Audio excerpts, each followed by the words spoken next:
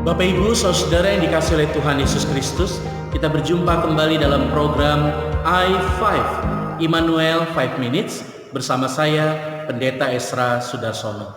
Terimalah salam dari kami, damai di hati, tekun bersekutu, dan tangguh melayani. Firman Tuhan hari ini kita baca dari kitab Amsal, pasalnya yang keempat, ayat 10-13, dengan tema berusahalah berjalan lurus. Saudaraku yang dikasihi oleh Tuhan Yesus Kristus, kali ini penulis Amsal mengajak kita yang membaca kitab Amsal ini untuk menjalani hidup di dalam hikmat Tuhan. Barang siapa hidup di dalam hikmat Tuhan, dia akan menempuh perjalanan yang begitu lurus sampai kepada Tuhan. Di dalam Alkitab, Allah seringkali mengingatkan dan membimbing umatnya untuk hidup berjalan di jalan yang lurus, tidak menyimpang ke kanan dan ke kiri. Jalan yang lurus adalah jalan yang baik, sebab kita bisa langsung sampai kepada tujuan. Jalan yang terdekat di antara dua titik perjalanan, dan jalan yang lurus adalah jalan tanpa persimpangan, sehingga kita tidak tergoda untuk menyimpang ke kiri ataupun ke kanan.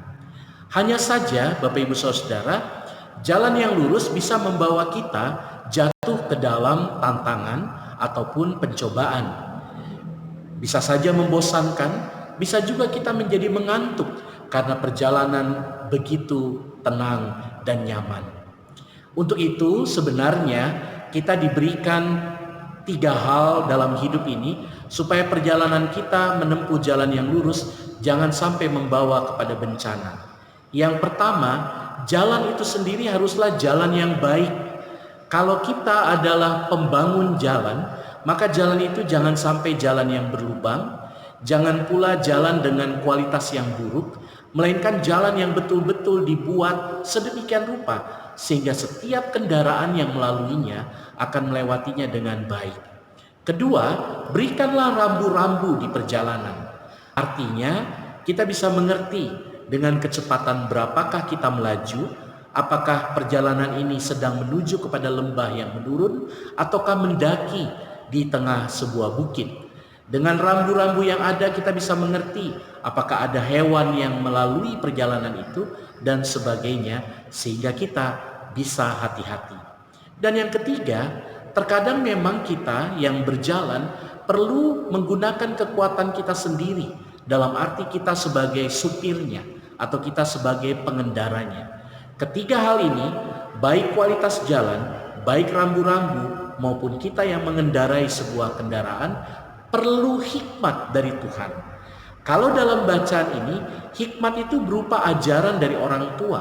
Maka orang tua mempersiapkan jalan, orang tua membuat nasihat dan teguran sebagai rambu-rambu kepada anaknya, dan bahkan orang tua yang terkadang harus membawa anaknya dengan mengendarai kendaraan itu sampai pada titik batas tertentu.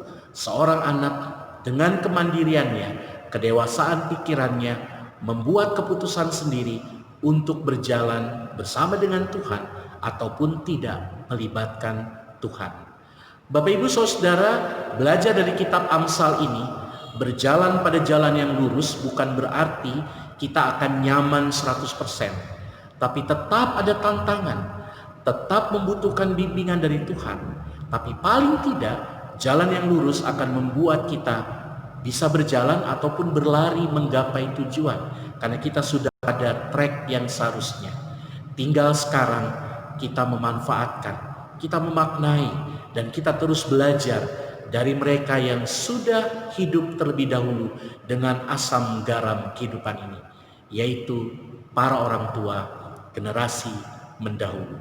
Teruslah belajar pada mereka sebagaimana umat yang terus belajar kepada Tuhan Sang Pemberi Hikmat. Tuhan memberkati.